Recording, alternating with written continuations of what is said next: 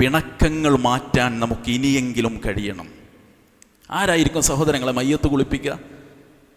ആരായിരിക്കും മയ്യത്ത് കുളിപ്പിക്കുക? ഭാര്യയായിരിക്കോ? ഭർത്താവായിരിക്കോ?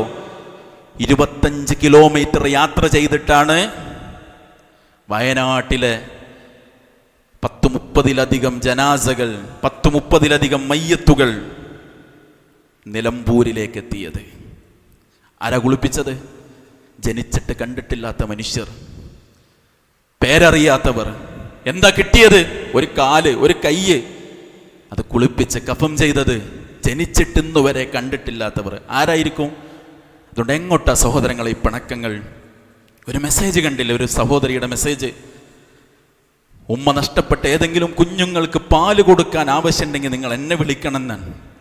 നൊന്തുപെറ്റ മക്കളില്ലേ, പോറ്റി വളർത്തുന്ന മക്കൾ, നാം കണ്ടിട്ട് പോലും ഇല്ലാത്ത ഒരാൾ നമ്മുടെ കുട്ടിക്ക് പാല് കൊടുക്കേണ്ടി വരുമെന്ന് ജീവിതത്തിൽ ഒരിക്കൽ ചിന്തിച്ചിട്ടുണ്ടോ സഹോദരങ്ങളെ? നമ്മൾ ഉണ്ടോ? എൻ്റെ കുട്ടിക്ക് പാല് കൊടുക്കാൻ കിലോമീറ്ററുകൾ യാത്ര ചെയ്ത ഒരു പെണ്ണ് യാത്ര ചെയ്തു വരുമെന്ന് ജീവിതത്തിൽ ഒരു നിമിഷം നമ്മൾ ചിന്തിച്ചിട്ടുണ്ടോ മനുഷ്യരെ? ഒരു പക്ഷേ കൈക്കുഞ്ഞിനെ ഏറ്റെടുത്ത് വളർത്തുന്നത് അയൽവാസിയായിരിക്കും. അയാളോടാണ് ഒരു പ്ലാവിന്റെ കൊമ്പിന്റെ പേരിൽ 10 കൊല്ലമായി നമ്മൾ തെറ്റി നിൽക്കുന്നത്, അല്ലേ? പിണക്കങ്ങൾ മറക്കാനുള്ള സമയമാണിത്. ഉമ്മാനെ കണ്ടിട്ട് എത്ര ദിവസമായി?